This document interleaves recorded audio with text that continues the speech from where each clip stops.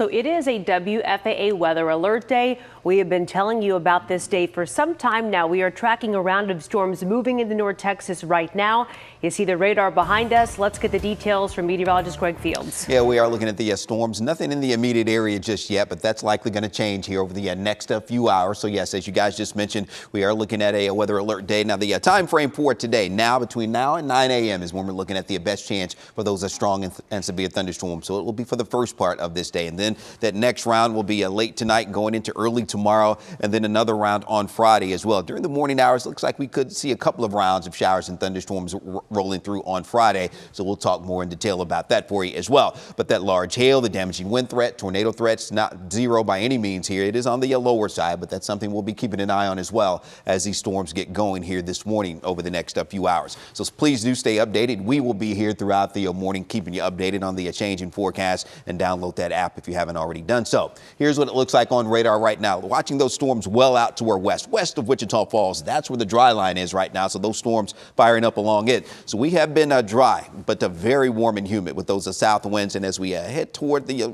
getting into the morning rush a little bit, as we head towards 6 a.m., we may begin to see some isolated to scattered storms developing a little bit closer to the Metroplex. So that's about the time frame when that severe weather threat will be increasing across our area, and those will work their way east as we go through the morning hours. So we'll be keeping an eye on that. Better chances north of I-20, and then things should begin to settle down. There will be a little bit of a lull, I think, as we get into the afternoon hours for today, but we do have that level 3 enhanced risk for the strong and severe thunderstorms. So stay weather aware. You see how warm and humid it is as you head out the door this morning as well, with those gusty south winds around 30 miles per hour. But we'll have more for you coming up here in just a bit. Now let's get over to Brianda checking on traffic.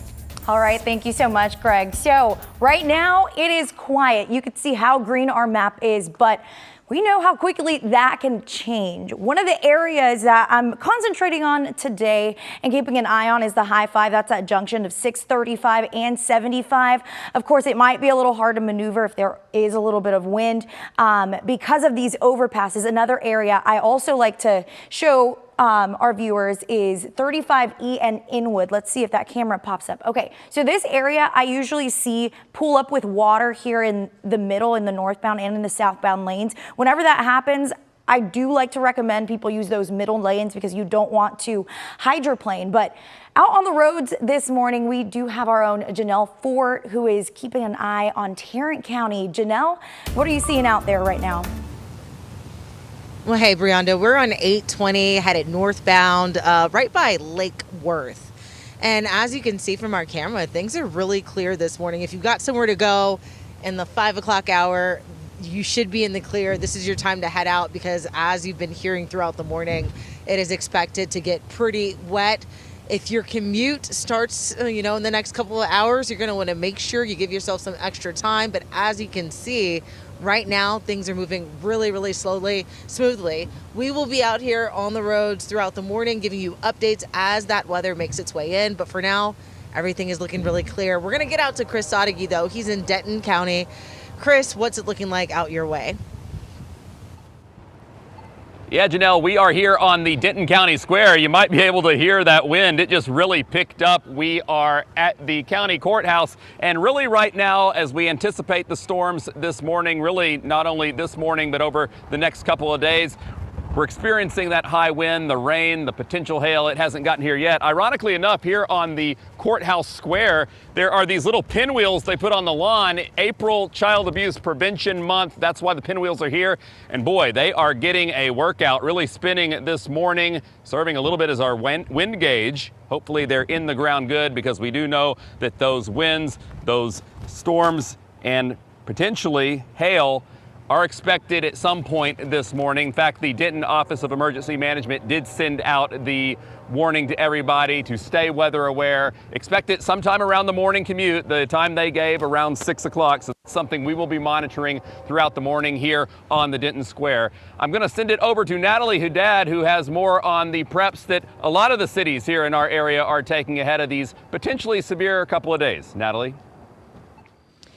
Hey, thanks for that, Chris. We're in Plano right now, over, of course, in Collin County. We're specifically at Memorial Park, where behind us, some of the flags are, like Chris talked about, those pinwheels. They're getting a workout of their own. The wind is really blowing out here, but right now, pretty clear. And the traffic that we can see in front of us also going smoothly, so nothing to be worried about just yet.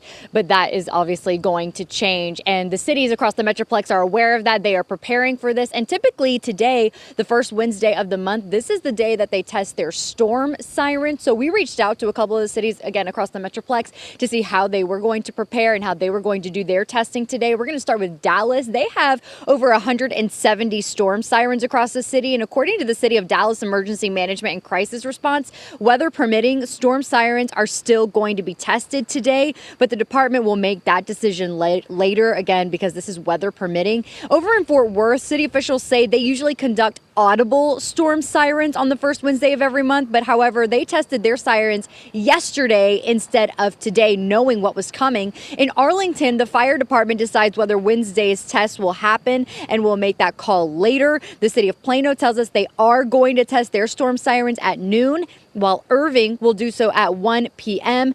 Denton city officials say they, quote, most likely will not test the sirens today, but so encourage residents to register for weather alerts through Alert Denton on the city's website. Of course, if you don't want to do that, we have our own notifications to give you through our WFAA Plus app. And of course, all of the cities that responded to our inquiry about storm preps and how they're going to do their storm siren testing said that their police, their fire departments, their EMS, all emergency response systems are ready to head out at any moment's notice, not just today, but in the days ahead.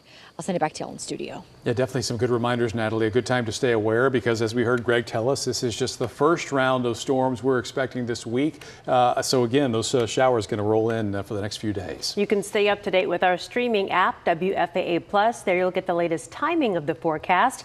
You can head to the weather tab for all the updates. If you do not have WFAA Plus yet, you can download it right now for free on your TV.